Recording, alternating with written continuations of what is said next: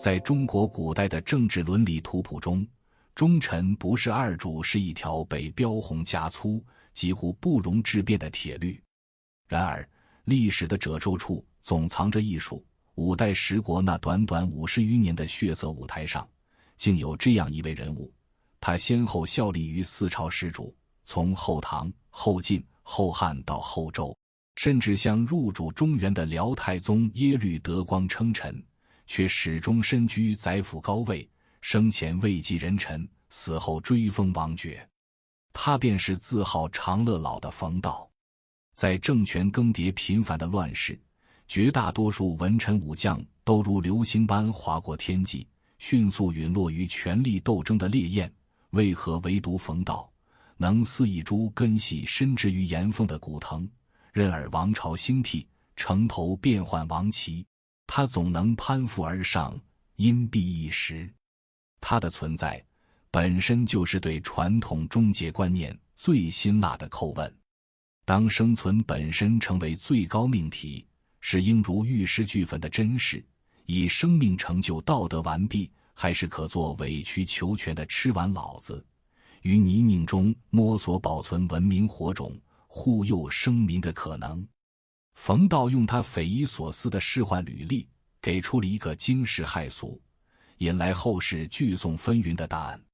他的一生绝非简单的二臣标签可以概括，而是一面映照五代乱世全部荒诞、残酷与生存智慧的棱镜，一场在道德绝境中进行的充满张力与悖论的艰难探索。让我们掀开那被正统史观重重覆盖的帷幕，走进这位不倒翁宰相复杂而真实的内心世界。冯道早年的经历便已展现出他不同于一般士人的特质。他出身耕读之家，年轻时品行醇厚，勤奋好学，善于写文章，且能安于清贫。在那个战火纷飞、人心浮躁的年代，冯道却能沉下心来读书，即使大雪封门，屋内尘垢满席，也能安然自若地沉浸在书籍的世界里。这种早年的积累不仅为他日后的政治生涯奠定了坚实的文化基础，也塑造了他沉稳坚韧的性格。天佑年间，冯道被幽州节度使刘守光征召为院属，正式踏入仕途。然而，他的第一次为官经历并不顺利。公元911年，刘守光率军征讨定州，向辽属询问意见时，冯道基于局势利弊进行劝谕，却惹怒了刘守光，被关进了监狱。幸运的是，冯道得到了他人的营救，得以出狱。这次经历让冯道深刻认识到乱世中军阀的残暴与不可理喻，也让他学会了如何在复杂的政治环境中保全自身。后来，刘守光败亡，冯道逃往太原，投奔了当时实力最强、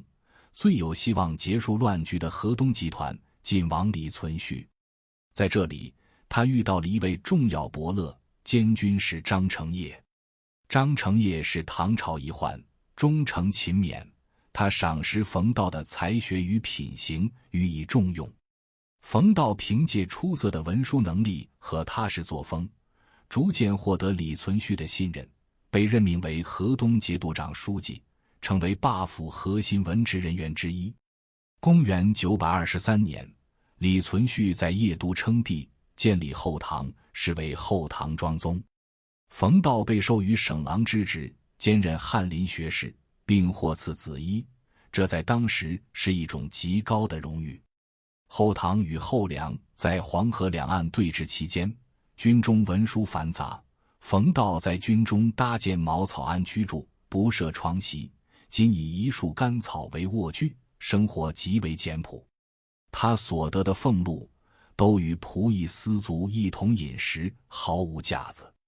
有将领掠夺到美女送给冯道，他无法推辞，便将美女安置在别室，事后寻访家人，将其送回。此外，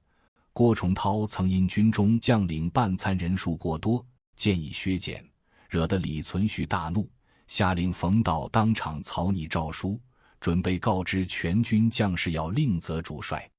冯道执笔良久不写，李存勖再三催促，他才从容进言：您屡建大功，正要平定南方敌寇，郭崇韬的劝谏并非大错，加以劝阻即可，不必用这样的言辞惊动众人。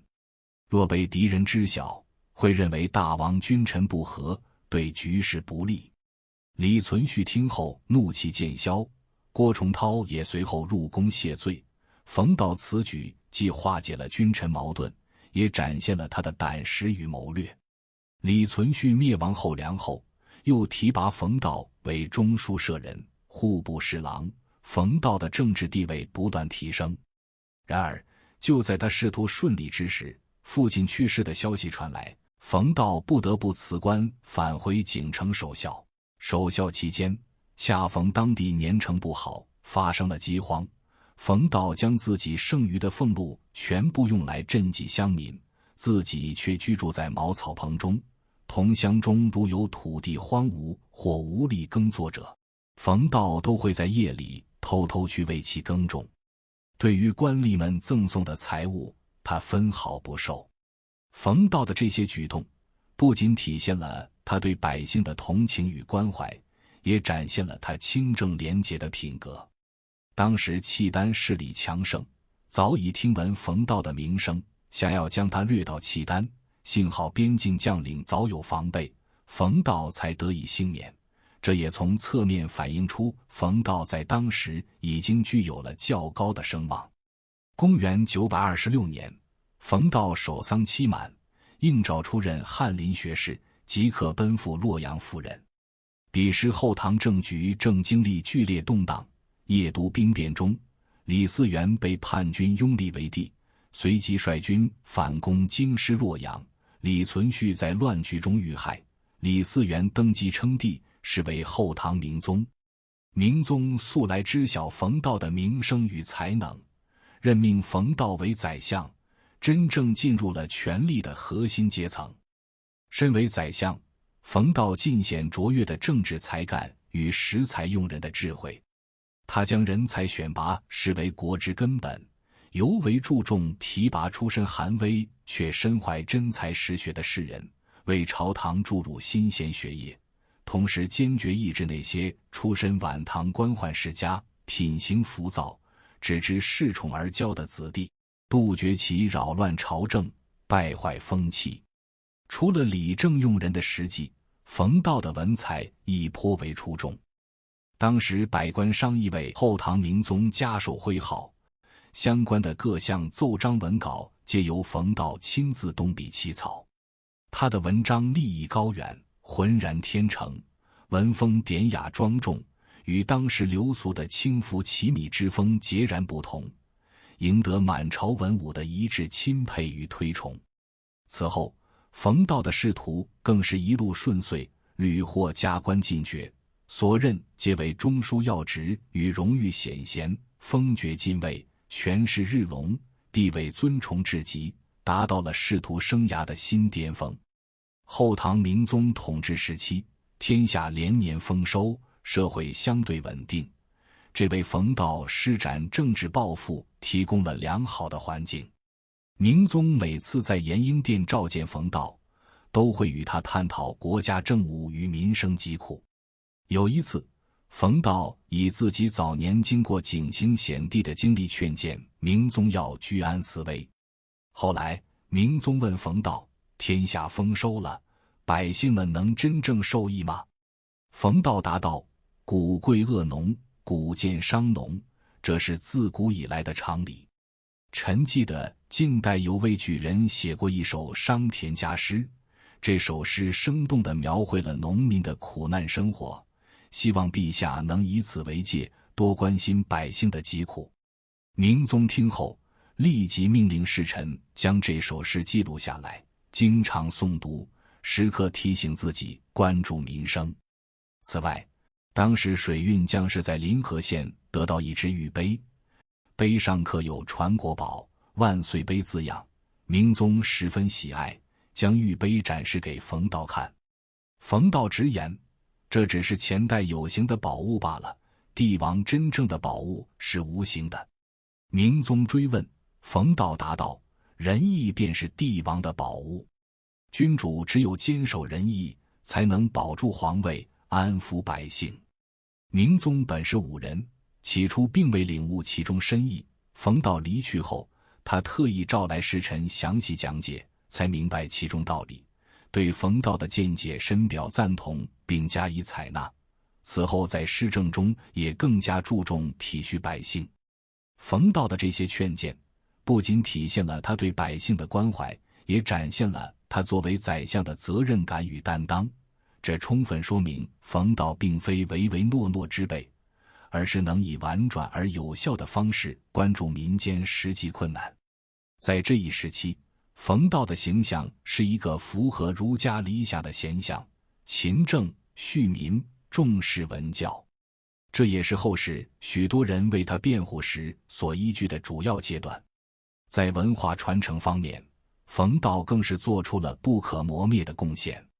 五代时期，由于战乱频繁，文化事业遭到了严重的破坏，许多儒家经典散失或出现大量错误，给文化传承带来了极大的困难。冯道深知文化传承的重要性，于是与同僚李渔一起奏请后唐明宗下令，让学官田民等人以唐代刻制的石经为底本，雕刻儒家九经的印版，以便广泛传播。这一建议得到了明宗的批准，从公元932年开始，历经后唐、后晋、后汉、后周4个朝代，直到公元953年，九经的雕刻工作才最终完成，前后历时22年。这是中国历史上第一次由官方组织大规模雕刻儒家经典，开创了官方刻印书籍的新局面，使官刻成为中国古代3大刻书系统之一。九经刻印完成后，广泛流传于天下，不仅为儒家文化的传承与普及提供了重要保障，也为后世的印刷术发展奠定了基础，对中国文化的发展产生了深远的影响。然而好景不长，明宗病逝后，后唐皇室陷入内乱。公元934年，陆王李从珂起兵反叛。当李从珂兵临洛阳城下，形势危如累卵之际，后唐闵帝李从厚仓皇出逃。据《资治通鉴》记载，冯道当日正与同僚入朝，行至端门时，才得知闵帝出逃的消息。面对突如其来的变局，同僚李渔提议入中书省请示太后旨意再作处置，冯道却拒绝道：主上失守社稷，人臣为君侍奉，无君而入宫城，恐非所宜。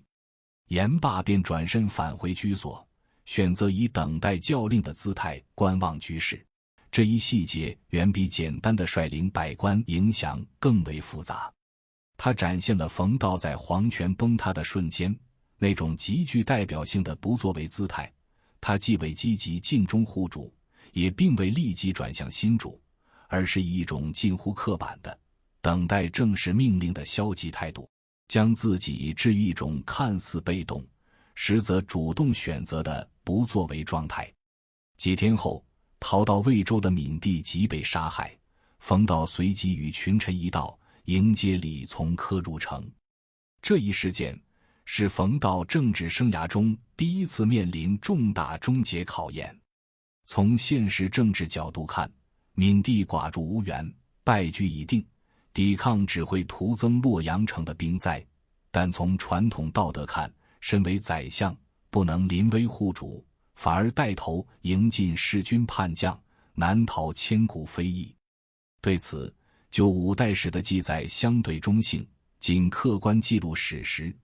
而欧阳修在新五代史中则严厉批评，认为他不仅无节，反而以此为荣。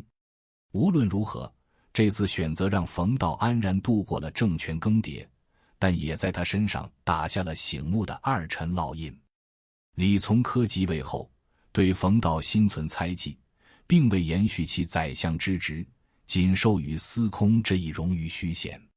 不久后，便正式罢免其此前的相位，将他外放为同州节度使。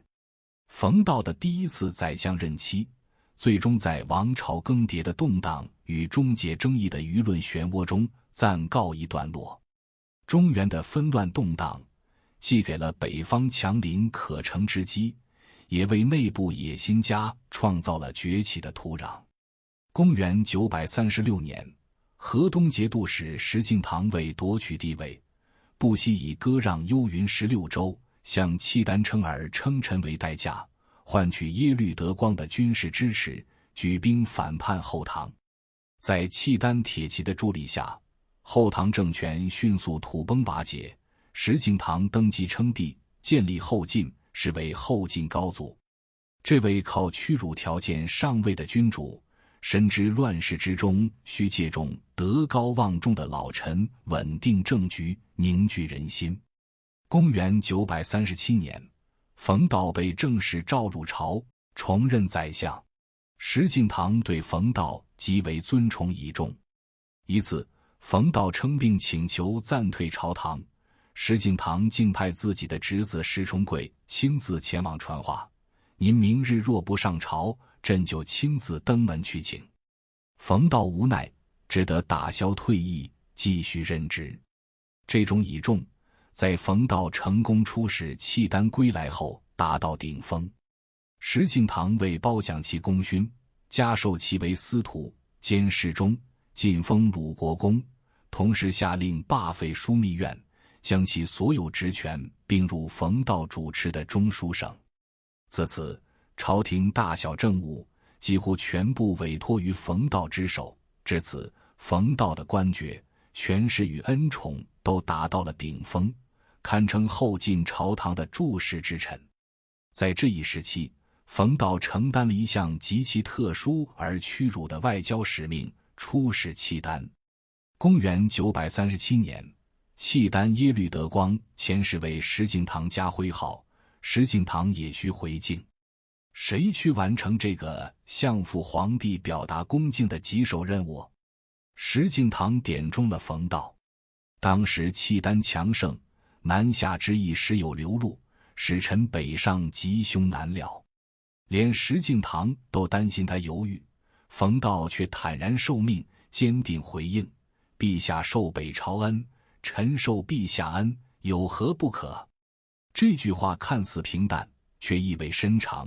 他将个人对君主的忠诚置于超越华夷之辩、君臣大义的现实政治框架内。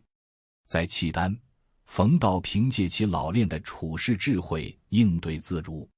耶律德光曾动过留用他的念头，冯道以南朝为子，北朝为父，两朝皆为臣，其有分别的圆滑态度周旋。同时，他将契丹所赐的财物尽数换成薪炭，解释说：北地苦寒，老年所不堪，当为之备，做出要长期居留的架势。这一番姿态彻底打消了耶律德光的猜忌，决定放他南归。冯道却深谙权谋，反而3次上表请求留下，直到契丹坚持遣返才动身。临行前还在馆中滞留月余，返程途中他又刻意放缓脚步，每到一处便停留休整，足足2月才驶出契丹国境。左右随从不解，疑惑他为何不急于脱身。冯道解释道：若急着返回，他们骑快马一夜就能追上，根本无法逃脱，唯有从容缓行，才能让他们摸不透意图。众人听罢无不折服。这次出使，冯道不仅全身而退，更赢得了耶律德光的信任与好感，这为后来契丹灭晋时他能居中斡旋埋下了伏笔。后世对此评价两极，批评者痛斥他背弃华夷之辩，曲意逢迎胡虏，丧失国格与气节；理解者则认为，在中原王朝受制于契丹的极端劣势下，冯道以个人声望与忍辱负重的智慧，缓和了契丹的敌对情绪，为维系两国暂时和平，减少边境摩擦，于国于民未尝无益。出使契丹的圆满收官，让冯道在后晋朝堂的声望与地位愈发稳固，也进一步加深了石敬瑭对他的倚重与信任。这份君臣相得的局面并未持续太久，时间来到公元942年，后晋高祖石敬瑭病重，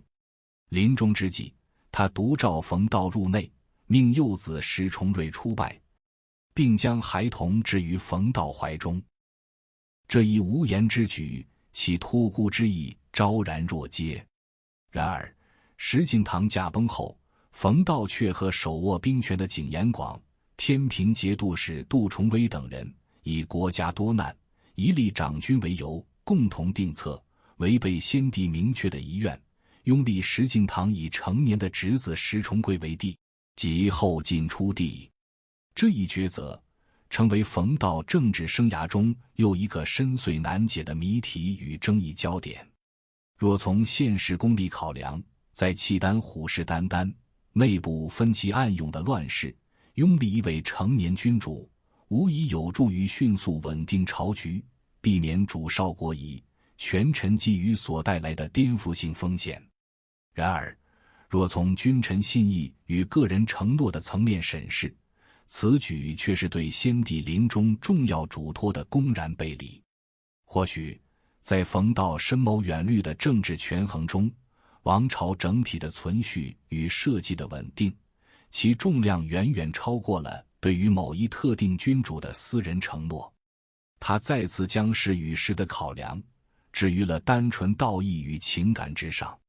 石重贵即位后，试图改变对契丹的屈辱政策，一度自称孙而拒绝称臣，导致两国关系急剧恶化。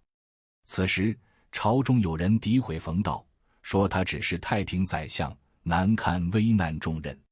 初帝于是将冯道外放为节度使，使其离开了权力中枢。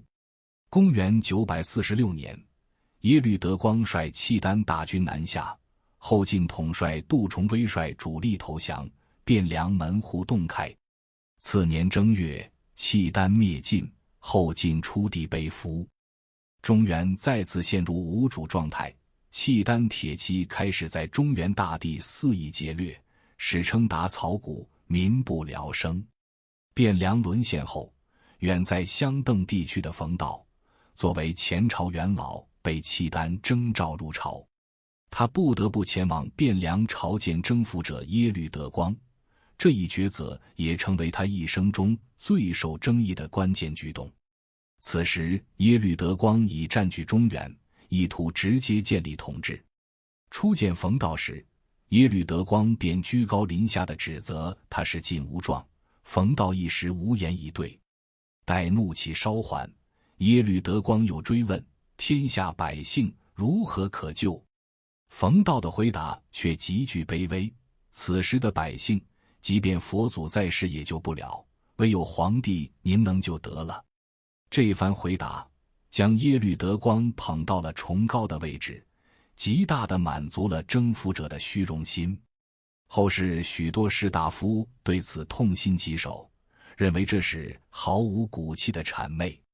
不过结合当时情境，契丹军队正在疯狂屠戮抢掠，任何直接的道德说教或反抗都可能招致更残酷的报复。冯道此举以极致的自我矮化和巧妙奉承，为劝诫打开了一扇门。果然，耶律德光闻言大悦，戒除了部分杀戮。根据旧五代史和《资治通鉴》的记载，冯道与另一位大臣赵延寿在此期间弥缝其阙，暗中庇护了许多士人和百姓。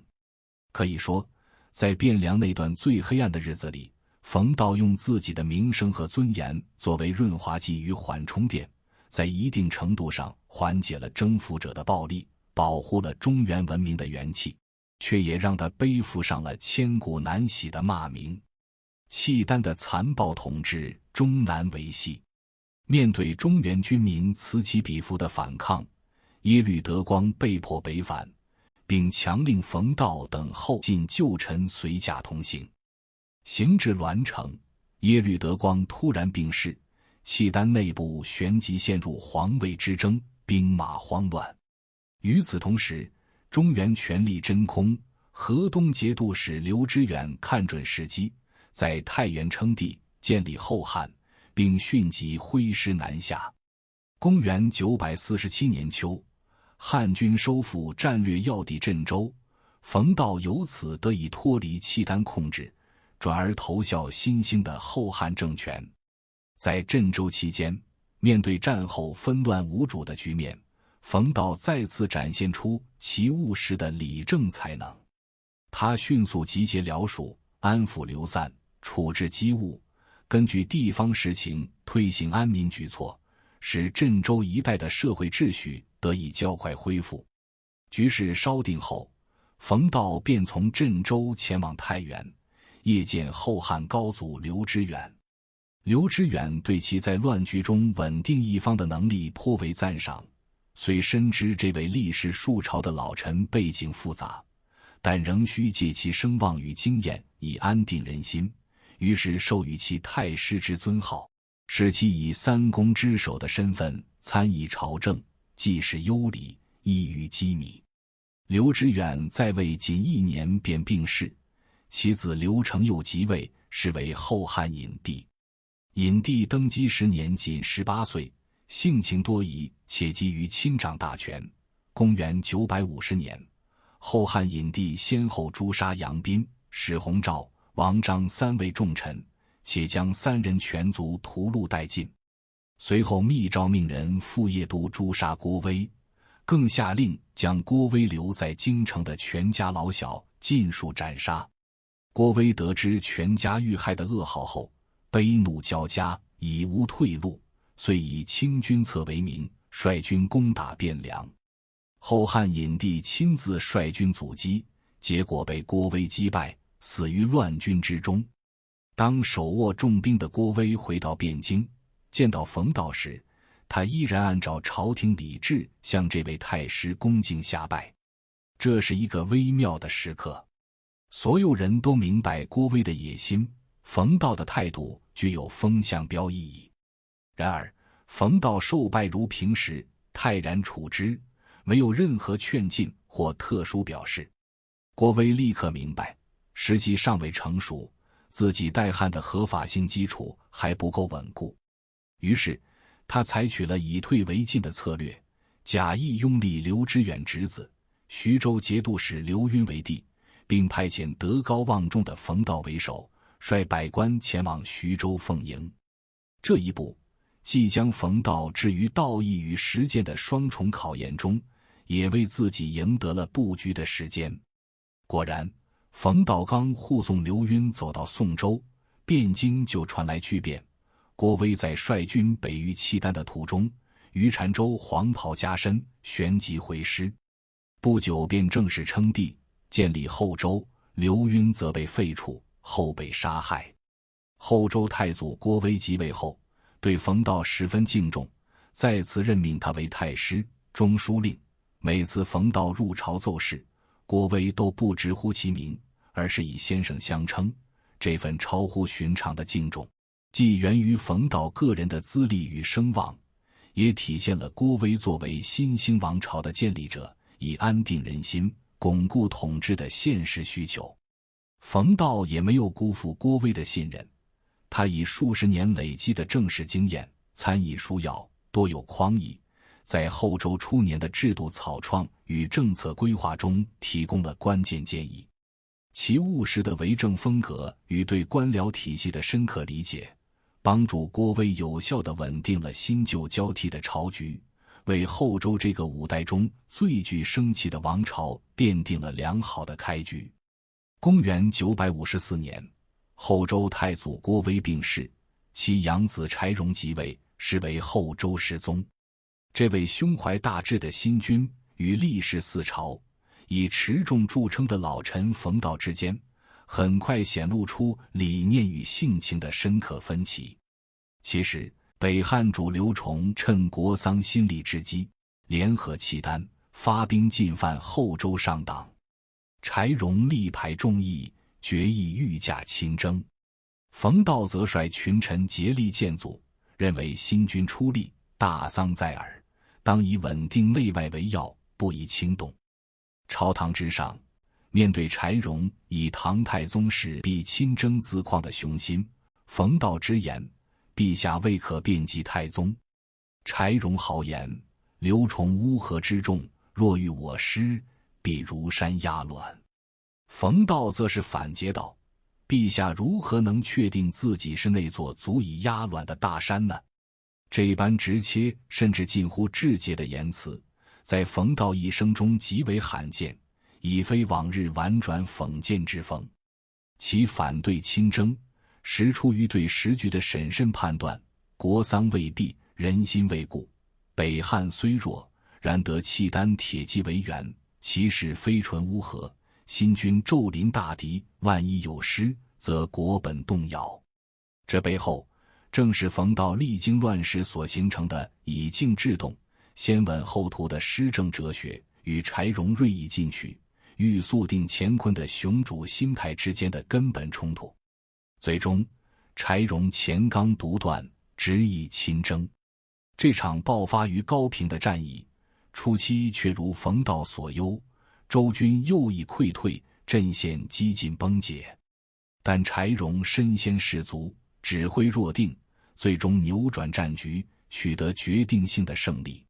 高平大捷不仅化解了立国以来的最大危机，更极大地树立了世宗的权威，为其日后整军精武、开拓统一之业奠定了基石。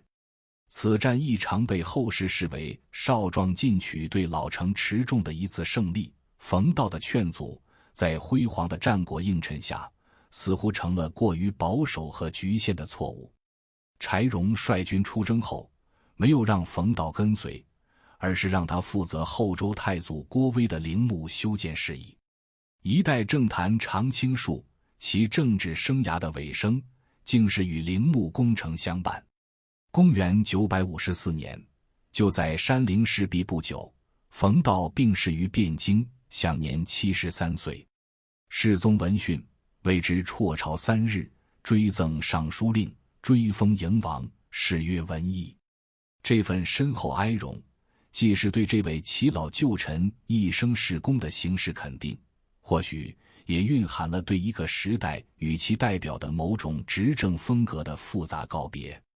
冯道的离世，为五代乱世的政坛画上了一个充满争议的句号，而关于他的评价则跨越千年，成为中国史学界与思想界持续探讨的命题。尤其引人深思的是，冯道本人晚年撰写的《长乐老自序》，为后世理解其心境提供了第一手材料。在这篇自述中，他坦然罗列自己历世多朝所得的官爵、勋阶、名号，这份近乎流水账的荣誉清单与长乐老的自得宣言，在后世看来，恰成为其不知廉耻的实证。自宋代以来，儒家伦理成为社会主流价值标尺，冯道士四姓始主的经历被视为对终结观念的彻底背离，批判之声不绝于耳。欧阳修在《新五代史》中痛斥冯道为无廉耻者，将其归入杂传而非宰相传，其贬斥之意昭然若揭。司马光在《资治通鉴》中也承袭此论，认为冯道奸臣之尤，指责其行为乱人伦、坏风俗，为后世二臣树立了恶劣榜样。朱熹更是直言冯道不忠不义，认为他只图自身安享富贵，不顾君臣大义，将其定在道德的耻辱柱上。这些批评根植于宋儒对忠臣不是二主的绝对化坚守，在大一统王朝的稳定语境下，自有其伦理正当性，也成为后世评价冯道的主流论调。在同一个五代乱世，世人面对生死荣辱的确有着迥异的选择。例如，后梁大将王彦章骁勇善战，在后梁灭亡时宁死不降后唐，慷慨就义。欧阳修在《新五代史》中为其立传，极尽褒扬，欲其忠义之节，何其壮哉！又如后唐庄宗的亲信大臣张宪，在庄宗遇事、都城大乱之际，有人劝其逃逆，他慨然道：无为大臣，起得逃难，最终端坐于府，坦然赴死。这些杀身成仁的典型，构成了儒家终结观在乱世中最耀眼也最残酷的践行。将冯道置于这样的对比中，其人生轨迹显得格外刺目。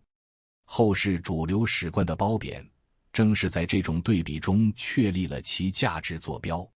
理解这种对比，才能更深刻地体会冯道所选择的道路之特殊，以及其争议为何如此巨大且持久。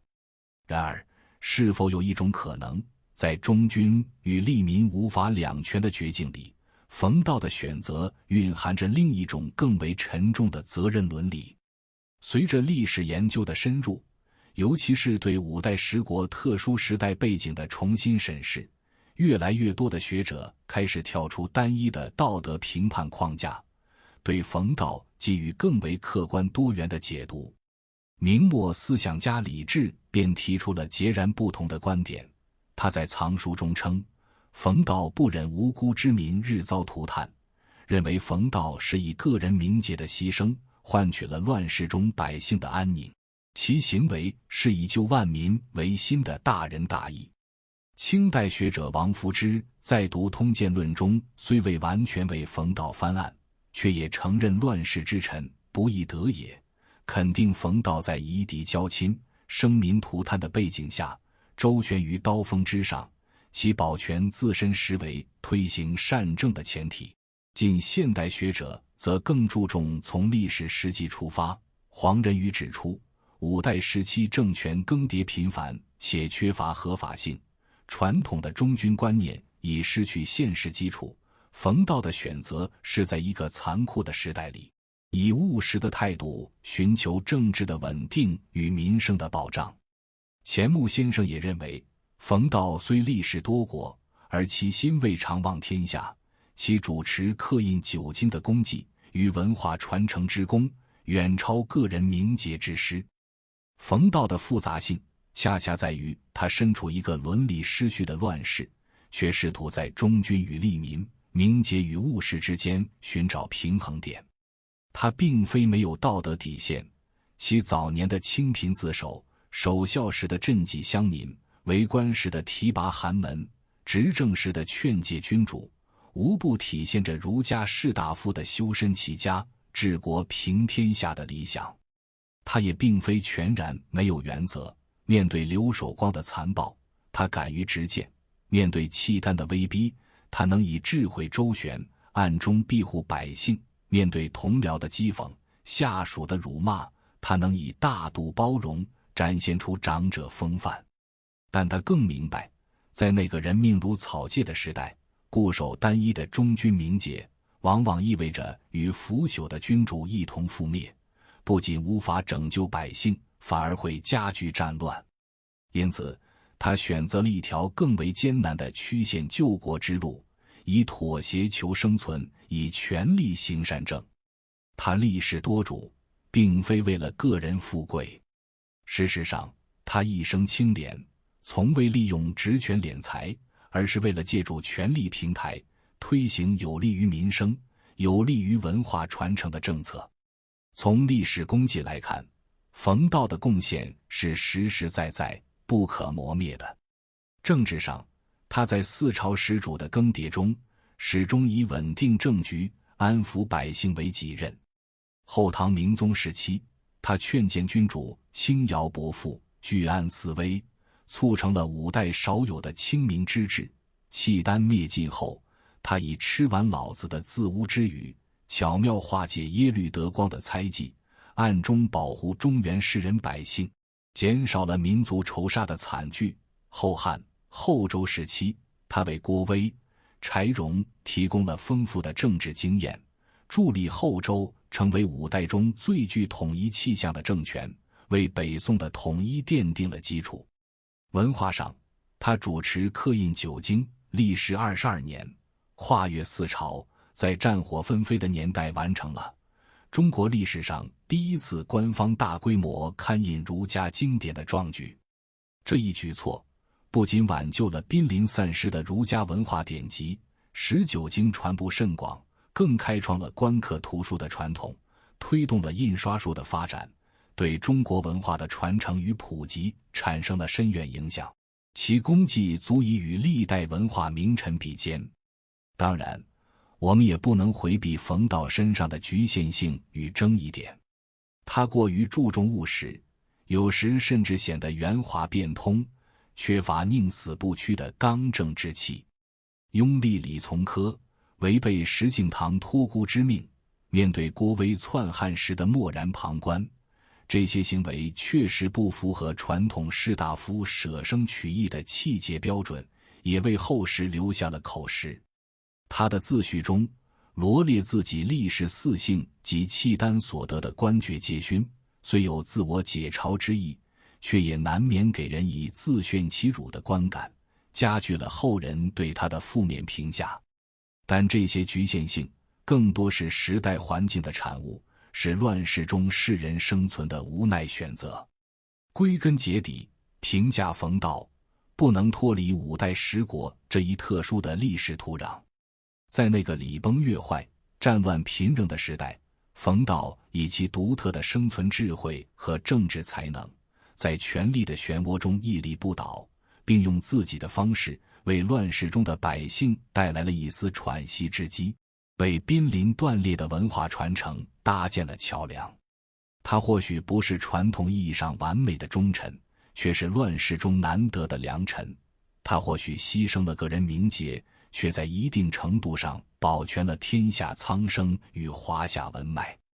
正如学者研修在重新审视冯道中所言，冯道的争议本质上是不同历史语境下伦理标准的冲突。在大一统的和平年代，我们推崇忠贞不二的气节，但在天下大乱、生民涂炭的乱世，我们也应承认冯道士的务实与担当具有其独特的历史价值。冯道的一生是一曲士大夫在伦理困境中挣扎求索的挽歌。他的故事告诉我们，历史人物的评价从来不是非黑即白的简单判断，而是需要结合具体的时代背景、历史情境进行全面、辩证的分析。千年以来，对冯道的争议从未停止，而这种争议本身也恰恰反映了中国传统文化中忠节与民本、理想与现实的永恒张力。冯道留给后世的并非一个答案，而是一个永恒的诘问。当个体身处一个道德体系崩溃、暴力成为唯一法则的黑暗时代，究竟应该如何自处与作为？是坚守气节，以身殉道，成就个人的完美人格，还是忍辱负重，委曲求全，以求保存更多实际的价值？这个问题没有标准答案，而冯道用他复杂的一生，将这个问题以最极致的形式刻写在了中国历史的记忆之中。他不是一个英雄，也不是一个小人，他是一个在绝境中探索生存与责任边界的充满争议的凡人。透过他，我们看到的不仅是一个人的宦海沉浮，更是一个时代的全部重量与悲哀。历史从未远去，它在声音中回荡。我是深入历史，我们下期再见。